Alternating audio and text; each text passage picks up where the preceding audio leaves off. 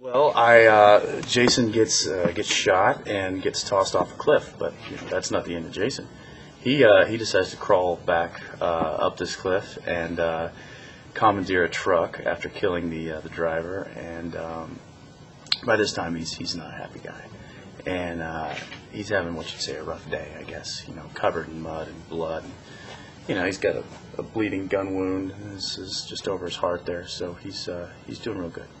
And then he decides to continue his mission to find these artifacts that we've been hunting down all season. And he thinks that Clark Kent's responsible for it, which he is. And so he decides to go after his parents and takes dear old Mama and Papa Kent, holds a shotgun to their face, and demands that they tell him where the stones are.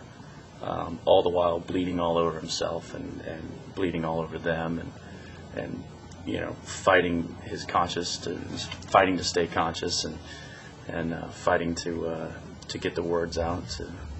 It's a mess. He's a mess. I was a mess, but it was fun. And then and then I got a nice big fight scene with John Schneider. Who didn't like to fight with the big guy? That was fun. Smash a milk bottle over his head. Whack him with a gun, fire some 12-gauge shots off in the air. It's a good day for Jason.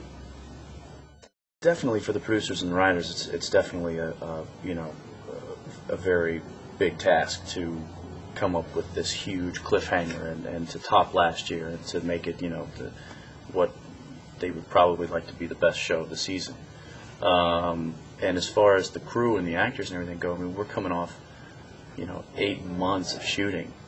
And where it's like that, that last leg of a marathon, is that last mile, that 26th mile, and you're so tired and you're so just ready for a vacation, and you're so but all of a sudden you get this kind of burst of energy, it's like the finish line is in sight, and then everybody starts kind of working together, and it's almost like a whole new season in its own 2-week span.